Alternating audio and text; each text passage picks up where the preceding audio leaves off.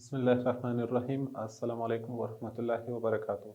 د افغان تعلیمي اکاډمي یوټیوب چینل ته ښه راغلاست. ګرانو زده کوونکو، په دې هیله چې روغ جوړ به یاست او تیر درسونه به مو زده کړي. نن د نوي درس نوې موضوع چې را شروع کوو د ریډوکس تعاملاتو ځانګړي حالتونه دي. د ریډوکس تعاملاتو دپاره موږ الکلي محیط، تیزابي محیط، خنثا محیط او د پر اکسایډونو په برخه کې ریډوکس تعاملات توضیح کړله. اوس راځو د ریډوکس تعاملاتو ځانګړي حالتونو ته. که چیرې د دې محیطونو څخه یو محیط هم نه وي موجود، په ځانګړي حالتونو کې موږ څنګه کولی شو چې ریډوکس تعاملاتو معادلې توضیح کړو.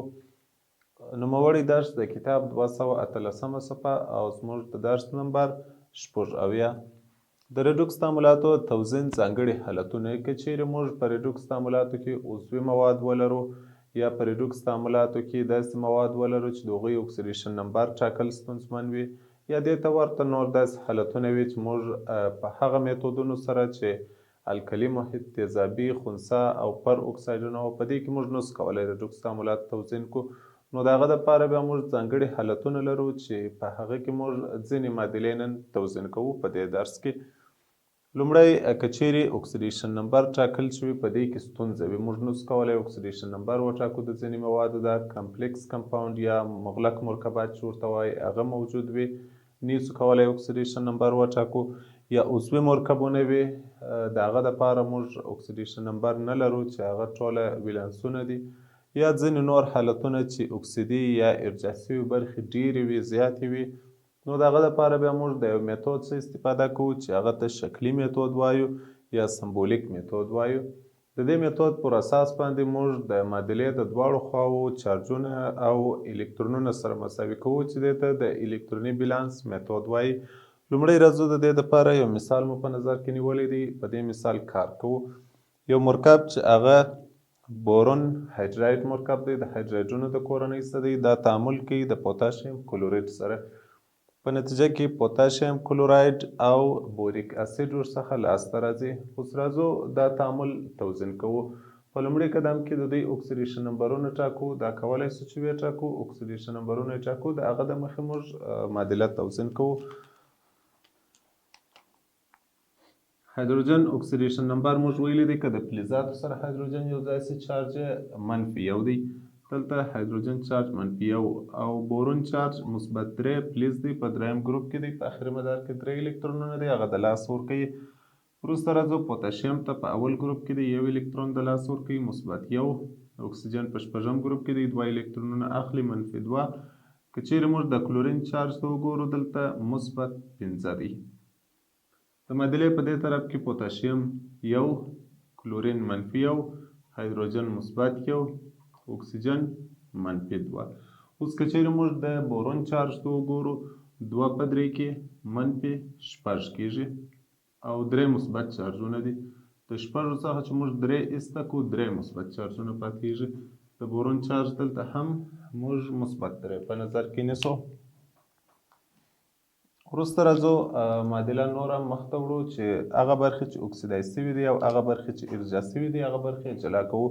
په لومړي قدم کې که موږ وګورو، هایدروجن د -1 څخه تللی دی -1 ته. په دې حالت کې هایدروجن الکترون د لاس ورکړی دی، یعنی په دې کې د اکسیډیشن عملیه سرته رسېدلې ده. الکترون ځینې جلا شوی دی، مثبت چارج زیات شوی دی. په دویم قدم کې که وګورو، د کلورین عنصر چې چارج یې -5 دی، چارج یې تللی دی -1 ته. کلورین الکترونونه اخیستي دي یا ارجاع عملیه پشکې سرته رسېدلې ده. په لومړي قدم کې کلورین 5 الکترونونه اخیستي دي، -5 چارج یې خنثی شوی دی. وروسته 1 الکترون بل اخیستی دی، -1 چارج یې اخیستی دی. راځو دا دواړې برخې موږ د تعامل څخه را جلا کوو. په لومړي قدم کې هایدروجن جلا کوو. 6 هایدروجنونه دي چې -1 چارج لري. په محصول موادو کې هم باید 6 هایدروجنه موږ ولرو چې -1 چارج لري. او اوس که موږ وګورو، 6 هایدروجنه د -1 چارج څخه چې -1 چارج ته ځي، هر هایدروجن موږ یو الکترون باید ځنې جلا کړو چې دی خنثی شي، یو بل ځنې جلا کړو چې دی -1 شي. یعنی په عمومي توګه 12 هایدروجنه د دې برخې څخه الکترونونه باید موږ د دې برخې څخه جلا کړو. کله چې 12 الکترونونه جلا کړو د هر هایدروجن څخه 2 شپږ هایدروجن دي 12 الکترونونه کیږي. په نتیجه کې دا برخه په مثبت چارج باندې بدلیږي. راځو دویمې برخې ته کلورین لرو موږ دلته. که چیرې کلورین ته وګورو Cl د مساواتو په دې برخه کې هم کلورین د کلورین چارج په اولیه موادو کې مثبت 15 دی، په محصول موادو کې چارج -1 دی. یعنی د کلورین سره شپږ الکترونونه یو ځای شوي دي. دې ته موږ د الکتروني بیلانس میتود وایو چې یعنی الکترونونه باید مساوي وي. نو که چیرې یو ماده هر څومره الکترونونه د لاس ورکوي بله ماده باید غونډه الکترونونه واخلي. 12 الکترونونه د هایدروجنو څخه جلا شوه، باید 12 الکترونونه د کلورینو په واسطه جذب شي. دا چې دلته کلورین مثبت 15 چارج لري او په دې خوا کې -1 یعنی هر کلورین شپږ الکترونو ته ضرورت لري او دلته موږ یو کلورین لرو. یو کلورین شپږ الکترونونه اخلي، باید کلورینونه موږ 2 کړو تر څو دا 12 الکترونونه چې د دوی څخه جلا شوي دي د هایدروجنو څخه د کلورینو په واسطه جذب شي. نو موږ راځو 12 الکترونونه چې د هایدروجن څخه جلا شوه د دې سره جمع کوو، خو دلته موږ د کلورین شمېر ورته زیاتوو، 2 کوو یې. یو کلورین شپږ الکترونونه اخلي، 2 12 دې خوا ته هم 2 ورته لیکو.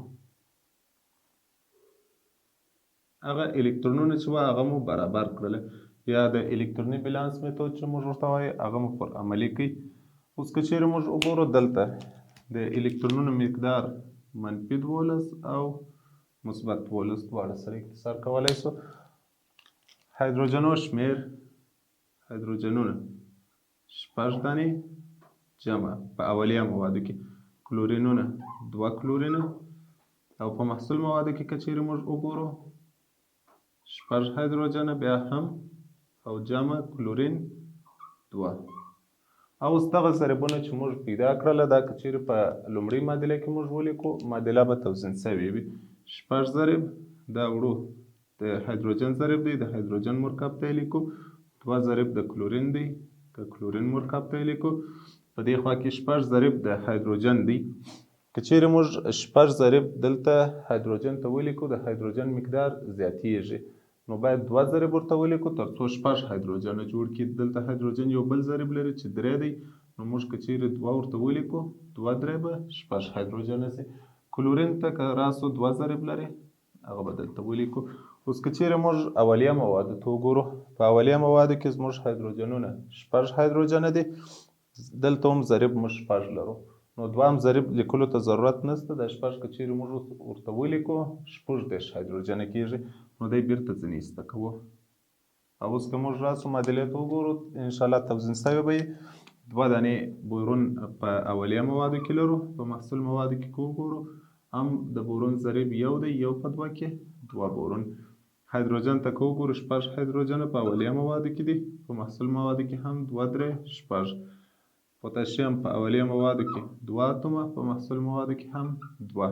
کلورین 2 اتومه په اولیه موادو کې، په محصول موادو کې هم 2. اکسیجن ته که وګورو 2 3 شپږ، په محصول موادو کې هم 3 2 شپږ.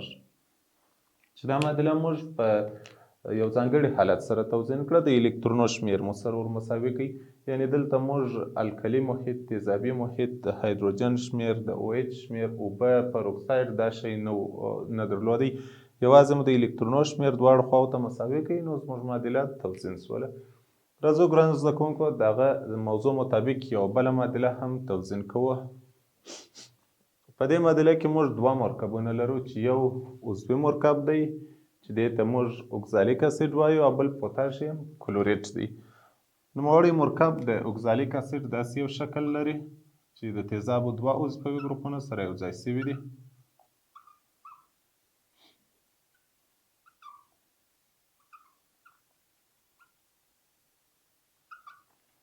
دا اوکزالیک اسید دی د عضوي تیزابو هغه مرکب دی چې 2 د تیزاب عضوي ګروپونه په کې موجود دي. اوس راځو د اوکزالیک اسید که چیرې موږ د پوتاشیم کلوریت سره یو ځای کړو، په نتیجه کې پوتاشیم کاربونیت، کلورین ډای اکساید، کاربون ډای اکساید او اوبه ورڅخه لاسته راځي. د دې معادلې د توزین لپاره بیا هم راځو لومړی د دوی اکسیډیشن نمبرونه ټاکو. که وګورو په دې ځای کې د اکسیجن اکسیډیشن نمبر -2، د هایدروجن اکسیډیشن نمبر -1 او د کاربن اکسیډیشن نمبر -4 دی. او په دې ځای کې د پوتاشیم اکسیډیشن نمبر -1، اکسیجن -2 او کلورین -5 اکسیډیشن نمبر لري. په دې خوا کې که وګورو پوتاشیم بیا هم -1 دی، اکسیجن -2 دی او کاربن ته که وګورو -4 اکسیډیشن نمبر لري. او دلته که وګورو کلورین، د کلورین اکسیډیشن نمبر چې دی هغه -4 اکسیجن -2 او دلته کاربن -4 اکسیجن -2 هایدروجن -1 او اکسیجن -2 دی. دا اکسیډیشن نمبرونه لري. دلته که موږ اوکزالیک اسید ته وګورو، په اوکزالیک اسید کې د کاربن اکسیډیشن نمبر موږ د 4 څخه 3 ته ښکته کوو. ځکه 3 ته ښکته کوو چې دلته کاربن یوه اړیکه خپله د کاربن سره جوړه کړې ده چې په دې ځای کې اکسیډیشن نمبر نه دی موجود. موږ ویلي دی چې په عضوي مرکباتو کې اکسیډیشن نمبر نشته بلکې ویلانس شته. هغه 3 اړیکې چې کاربن د اکسیجنو سره شریکې کړي دي هغه 3 اکسیډیشن نمبرونه دي چې په دې خوا کې دا قسمي منفي چارج لري، دا قسمي مثبت. دلته هم اکسیجن قسمي منفي چارج لري، کاربن مثبت. یعنی الکترونیګیټیو عنصرونه اکسیجنونه دي. د کاربن الکتروني ورځ ټوله د اکسیجن خواته ځي. د اکسیجن په مقابل کې کاربن -3 چارج اخلي او د بل کاربن په مقابل کې چې کاربن دی هغه بیا ویلانس لري، اکسیډیشن نمبر نه لري. یعنی د کاربن چارج دلته -3 دی، هلته -4 دی. اوس راځو ټاکو یې برخې. کاربن د -3 چارج څخه په دواړو حالاتو کې -4 ته تللی دی. هم په کاربونیک اسید کې -4 دی، هم په کاربن ډای اکساید کې -4 دی. یعنی کله چې کاربن د -3 څخه 4 ته ځي په دې معنا چې د کاربن څخه یو الکترون جلا شوی دی. دلته -3 چارج لري، یو الکترون څخه جلا کیږي. کله چې الکترون جلا شي د اکسیډیشن عملیه سرته رسیږي. زه دویمه برخه پیدا کوو چې ارجاع عملیه په کومه برخه کې سرته رسېدلې ده. که وګورو کلورین ته، په دې ځای کې کلورین -5 چارج لري او دلته د کلورین چارج -4 دی. یعنی کلورین یو الکترون اخیستی دی. کله چې یو ماده الکترون واخلي د ارجاع عملیه سرته رسیږي یا ریډکشن. او اوس راځو موږ د دې معادلې د توزین دپاره مکمل ټوله مرکب نه راکښته کوو، نه دا مرکب، فقط دغه 2 عنصرونه را جلا کوو. لومړی کاربن جلا کوو، C 2 کاربونه دي. په محصول موادو کې ګورو کاربنونه په محصول موادو کې یو کاربن ډای اکساید دی او بل په پوتاشیم کلوریټ کې دی. دلته هم دغه 2 کاربونه دي. که چارج ته وګورو، چارج په اولیه موادو کې د کاربن چارج -3 دی او په محصول موادو کې -4 دی. اوس کله چې د چارج د -3 څخه 4 ته ځي یو الکترون د ده څخه جلا کیږي، نو د ده څخه یوازې یو الکترون جلا کوو. خو د یوه کاربن څخه یو الکترون جلا کیږي، دا چې 2 کاربنونه موږ لرو نو 2 الکترونونه ځینې جلا کوو. راځو کلورین ته. کلورین که موږ وګورو د معادلې په دواړو خواو کې یو دی. دلته هم یو کلورین لرو او دلته هم یو کلورین لرو.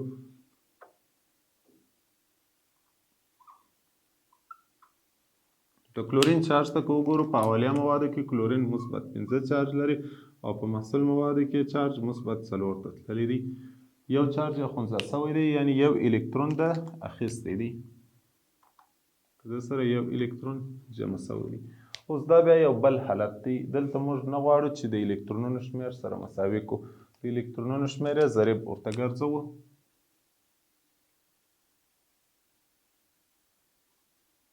د الکترونونو شمېر د 2 الکترونونه چې کوم دی هغه راوړو کلورین ته ضریب ګرځوو، یو الکترون کاربن ته 2 دته ضریب ګرځوو، یو دته ضریب ګرځوو. که چیرې موږ یو کاربن ته ضرب کړو بیرته هغه 2 کاربنه شوله. یو که چیرې -2 ته ضرب کړو -2 الکترونونه، یو که 2 که کلورین ته ضرب کړو 2 کلورینه، 2 که یو ته ضرب کړو -2 الکترونونه. راځو په محصول موادو کې که چیرې موږ یو ضرب کړو کاربن ته 2 کاربنونه او که چیرې 2 ضرب کړو کلورین ته جمع 2 کلورینونه. او اوس موږ په اسانه طریقه سره د دوی دپاره ضریبونه وټاکل. لومړی راځو دا الکترونونه منفي او دا مثبت دواړه سره انحصار کوو.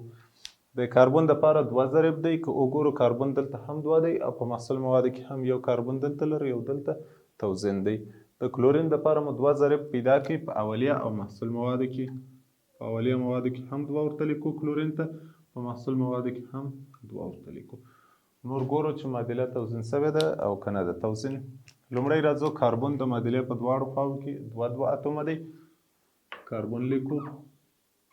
وروسته د کاربن څخه راځو هایدروجن 2 اتومه دلته دی، دلته هم 2 اتومه دی. د هایدروجن څخه وروسته ځو اکسیجن ته 4 اتومه دلته دی، 3 2 6 6 4 10 اتومه په اولیه موادو کې اکسیجن لرو. په محصول موادو کې که چیرې وګورو اکسیجن ته یو دلته دی، 2 دلته دی، دا 3 دلته دی، 6 2 2 4 چې دا 10 شي. وروسته د دې څخه ځو پوتاشیم ته 2 اتومه دلته دی، کلورین هم 2 اتومه دلته په اولیه موادو کې دی. پوتاشیم او کلورین دواړو خواو ته 2 اتومه دی. نو دا معادله هم توزن سوله چې دا بیا یو مختلفه طریقه ده. په دې طریقه کې بیا موږ د هغه الکتروني بیلانس څخه کار نه واخیستی. راځو یو بله معادله هم په لنډ ډول سره توزن کوو چې دا هم د ځانګړي حالتونو څخه یو حالت موږ ته ښیي. په دې کې بیا موږ د یوریا مرکب لرو، یعنې د دې شکل موږ داسې کولی شو چې ولیکو C 2 اړیکې O N H. دا یو عضوي مرکب دی. که چیرې دا عضوي مرکب موږ د سودیم هایدروکساید الکلي او برومین سره یو ځای کو، په محصول موادو کې نایتروجن، کاربن ډای اکساید، سودیم بروماید او اوبه ورڅخه لاسته راځي. دا معادله موږ څنګه کولی شو چې توزن کو؟ بیا راځو لومړی د دوی اکسیډیشن نمبرونه ټاکو. په دې ځای کې که موږ وګورو د کاربن اکسیډیشن نمبر مثبت 4 دی، ځکه د نایتروجن او کاربن په اکسیجن په مقابل کې دی مثبت چارج اخلي. د اکسیجن چارج -2، هایدروجن چارج -1، نایتروجن -3 چارج لري. سودیم -1، هایدروجن -1، اکسیجن -2 او برومین خنثی دی. دې خواته نایتروجن خنثی دی، اکسیجن -2، کاربن -4 او سودیم -1، برومین -1، هایدروجن -1، اکسیجن -2. اوس که وګورو په دې ځای کې په ټوله معادله کې چې تغیر یې کړی دی 2 برخو تغیر کړی دی، یو نایتروجن او بل برومین. نایتروجن د -3 څخه 0 ته ځي، یعنې د نایتروجن د اتوم څخه الکترونونه ایسته سوي دي، منفي چارجونه یې کم سوي دي. نو په دې کې د اکسیډیشن عملیه سرته رسېدلې ده. دویمه برخه چې تغیر یې کړی دی برومین دی، چارج 0 دی، د 0 څخه برومین منفي حالت ته تللی دی. په دې حالت کې موږ وایي ارجاع یا ریډکشن عملیه سرته رسېدلې ده. اوس دا بیا په یو بله طریقه سره موږ توزن کوو. په لومړي قدم کې د مرکب مکمل ټول موږ د دې برخې څخه راجلا کوو او نوشته کوو یې CONH2. دا مرکب ګورو چې په محصول موادو کې په څه شي باندې بدلېدلی شي. لومړی که چیرې موږ د دې څخه وګورو چارجونه د نورو برخو چارجونه تغیر نه دی کړی په محصول موادو کې، یوازې د نایتروجن چارج تغیر کړی دی. اول موږ نایتروجن لیکو، دلته نایتروجنونه 2 دانې دي، یو که 2 ته ضرب کو 2، دې خواته هم 2 نایتروجنه موږ لرو چې په خنثی حالت سره دی. اوس که موږ وګورو د نایتروجن چارج دلته خنثی دی، دلته -3 دی. د هر نایتروجن څخه که چیرې 3 الکترونونه جلا سي، 2 نایتروجن دي، مکمل 6 الکترونونه کیږي. نو موږ د دې خوا څخه 6 الکترونونه منفي کړي دي، هغه برخه ورڅخه لاسته راغلی دی. وروسته د دې څخه کاربن د اکسیجن سره یو ځای کیږي، کاربن ډای اکساید جوړوي چې دې خواته هم جوړ کړی دی، دا هم لیکو دې خواته جمع. هایدروجن چې کله پاته سو، هغه هایدروجن بیا د اکسیجن سره یو ځای کیږي، په نتیجه کې ورڅخه اوبه لاسته راځي. او اوس موږ ځینې برخې یا ځینې مواد کم لرو. اکسیجن دلته شته او په محصول موادو کې زیات شوی دی. دا اضافه اکسیجن موږ د چیرج څخه راخو، هایدروجنونه دلته هغه موږ د چیرج څخه راخو، د دې سره باید موږ د OH ګروپونه جمع کړو. 6 د OH ګروپ ورسره جمع کوو او دا په دې خاطر ورسره جمع کوو چې الکلي محیط دی، دلته موږ الکلي لرو. کله چې 6 د OH ګروپ د دې سره جمع کوو نو دواړه خواوې توزین شولې. 6 هایدروجن دلته دی، 2 دلته دی چې 10 سي. اوس دا هایدروجنونه که 10 کومه دلته 15 ضریب ورکوو. اوس دا ځای ته دې ځای ته باید زموږ فکر وي چې دا ولې موږ مستقیما 6 ولیکئ. دا که موږ یو د OH ګروپ ولیکو، که 2 ولیکو، 3 تر 15 پورې چې هر څو د OH ګروپ ولیکو دا خوا نشي توزین کولی. تاسو بیا په کتابچه کې په دې باندې کار وکړئ. دا که د 1 تر 15 هر ضریب ورته وټاکو دا خوا نشي توزین کولی. اکسیجن ته که وګورو دې خوا ته 6 دی، یو دې خوا ته دی چې 9 سي. دې خوا ته هم اکسیجن 15 دلته دی، 2 دلته دی، دا 9 او نوره معادله چې ده هغه توزین ده په دا طریقه سره. وروسته راځو د برومین برخې ته. برومین ته که موږ وګورو دې خوا ته خنثی دی او په محصول موادو کې که موږ برومین وګورو هغه په -1 چارج سره دی. 2 برومینه دې خوا ته لرو، دلته هم 2 ضریب ورکوو چې 2 سي. اوس هر برومین یو الکترون اخلي. 2 برومینونه دي، په نتیجه کې 2 الکترونونه د دې برخې سره جمع شوي دي. او اوس د دې د ساده کولو دپاره لومړی موږ راځو دلته دا 2 د دې 6 سره اختصار کوو چې دا 3 سي الکترونونه او دا 1 الکترون سي. راځو دواړې معادلې سره جمع کوو او د الکترونونو شمېر یې یو بل ته ضریب ګرځوو. د الکترونونو شمېر چې موږ ته لاسته راغلی 3 الکترونونه هغه راوړو لاندې معادلې ته یې ضریب ګرځوو، 3 یو وړو دلته یې ضریب ګرځوو. اوس که چیرې موږ یو دې ته ضریب وګرځوو بیرته هغه د یوریا مرکب لاسته راځي CONH 2 او 2 جمع.